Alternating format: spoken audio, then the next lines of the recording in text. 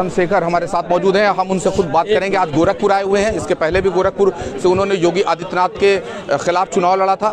आज गोरखपुर 1 साल के बाद उनका आना हुआ है, हम बात करेंगे। चंद्रशेखर जी, मेरा आपसे एक सवाल ये था कि आप 1 साल के बाद गोरखपुर आए और आने के बाद आपने गोरखपुर को देखा भी करीब से, क्या कुछ बदलाव यहाँ पे नजर आया मुख्यमंत्री के शहर में?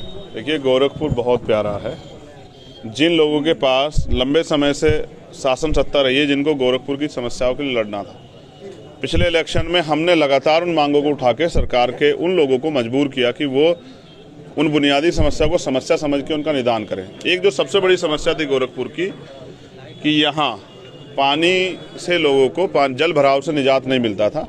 मुझे कल आके जानकारी मिली कि जिन मांगों को मैंने उठाया था, मुख्यमंत्री ने उनको गंभीरता से लेकर उन पर काम करने का प्रयास किया है, लेकिन जो और यातायात की समस्या है या रोजगार की समस्या है, जो नशे की समस्या, क्राइम की समस्या, उस पर बड़ा काम नहीं हुआ है। आज भी लगातार गोरखपुर क्षेत्र में हत्याएं, नशे के कारोबार, लूटपाट, ये बड़े पैमाने पर देखी जा रही हैं। तो इन पे भी सरकार के लोग गंभीरता से काम करना चाहिए। मुख्यमंत्री को तो सबसे ज़्यादा ताकत है उत्तर प्रदेश में। अगर वो अपने जिले में ही अच्छा काम नहीं कर पा रहे हैं तो इससे उनकी कार्यशैली पर प्रश्न चिन्ह लगता है। अच्छा, रामचरितमानस को लेकर एक बहुत ही बड़ा घमासान मचा हुआ है कुछ छंदों के ऊपर, तो आप क्या मानते हैं? जैसे स्वामी प्रसाद मौर्य ने कहा कि इन रामचरितमानस इन छंदों को निकाल देना चाहिए, आप मानते हैं कि वो गलत है या सही? देखिए, कई ऐसे महाकाव्य और काव्य हैं। एक काव्य ऐसा है जो कहता है कि अगर उसको पहले संविधान के रूप में भी यहाँ यूज किया गया लंबे समय, जिसको बाबा साहब अम्बेडकर ने जलाया भी, मनुस्मृति जिसको हम लोग कहते हैं, उसमें लिखा गया अगर शूद्र धन संचय कर ले तो उसके धन को छीनने का अधिकार एक वर्ग को है। अगर वो मंत्र सुन ले तो उसके कान में पिघला के शीशा गिरने का अधिकार का ये अपराध है मंत्र सुनना, तो उसके कान में पिघला के शीशा डाला जाना चाहिए। अगर वो मंत्र का उच्चारण करते उसकी जीभ काट लेनी चाहिए। मंदिर में जाने से मंदिर अपवित्र हो जाता है। इस तरह के जिस भी काव्य, महाकाव्य या जो भी धर्म ग्रंथ में इस तरह की टिप्पणियां हैं, मैं चाहता हूं उनको निकालना चाहिए। उनमें सुधार की जरूरत है। गली सड़ी व्यवस्था में अब लोगों को जीने की आदत नहीं है। कोई भी समाज, चाहे वो महिलाएं हों, शूद्र हो, दलित हों, पिछड़े हों, आदिवासी, कोई भी अन्य धर्म में, वो अपमान नहीं सहना चाहते। अब वह इस अपमान से निजात दिलाने के लिए वो संघर्ष करना चाहते हैं और सरकार को चाहिए इस पर उचित कदम उठाए। तो बीजेपी तो लगातार जोड़ने की कोशिश कर रही है, हर समुदाय के हर वर्ग के लोगों को जोड़ने की कोशिश करी। खास करके अगर हम बात करें कि जो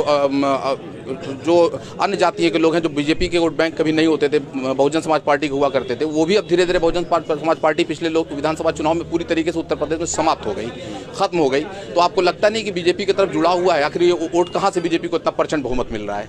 देखिए, कई चीज़ें हैं। जिस तरह से बीजेपी ने लोगों की जन भावनाओं के साथ खिलवाड़ की, इलेक्शन से पहले जो राशन देके लोगों की वोट को ठगने, रोजगार तो नहीं दे पाई हैं, लोगों के पास आवश्यकताएं हैं, आवश्यकता के नाम पर राशन और तमाम तरह की सुविधाएं देके उनको कुछ समय के लिए उनकी वोट को प्रभावित करने का काम सरकार के लोगों ने किया। अब जिस तरह की बात आपने बताई, जोड़ने का नहीं, उनकी वोट को लूटने का प्रयास कर रही है।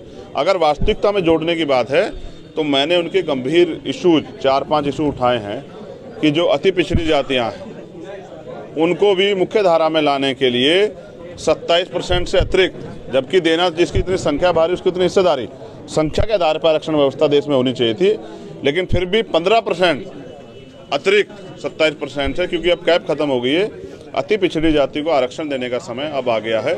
उसके साथ जो दलित समाज की अन्य जातियाँ हैं, क्योंकि 66 जातियों में हमने डिफाइन किया है, यहाँ उत्तर प्रदेश में 6 दिखती हैं, 60 नहीं दिखती। उनकी संख्या बहुत कम है, उन पे अभी तक पढ़ाई का अवसर भी पूर्ण रूप से नहीं मिला, उनको नौकरियों का तो बहुत दूर की बात है। उनको मुख्य धारा में लाके 5% अतिरिक्त आरक्षण उन जातियों को देना चाहिए। मेरा आखिरी सवाल आपसे ये है कि मोहन भागवत जी और आरएसएस अब दलित वोट की तरफ जो है सींग लगाने की कोशिश कर रही है। शायद 2024 लोकसभा के लिए इस रणनीति तैयार की जा रही है, तो आप किस तरीके से दलितों को वोट को सहेजेंगे अपनी तरफ?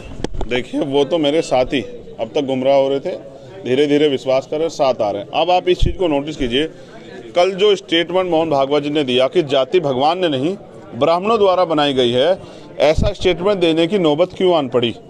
ऐसा स्टेटमेंट देने की नौबत इसलिए आन पड़ी क्योंकि अब इन वर्गों के अंदर चेतना, जागरूकता उत्पन्न हो चुकी है। अब वो अपनी बात को कहने के लिए उनके पास वॉइस है, अब वो संघर्ष कर रहे हैं, वो सवाल पूछ रहे हैं। इसलिए आज से पहले अगर कभी किसी संघ के प्रमुख ने ये बयान दिया हो तो आप मेरे याद दिलाइए कि जातियाँ ब्राह्मणों ने बनाई।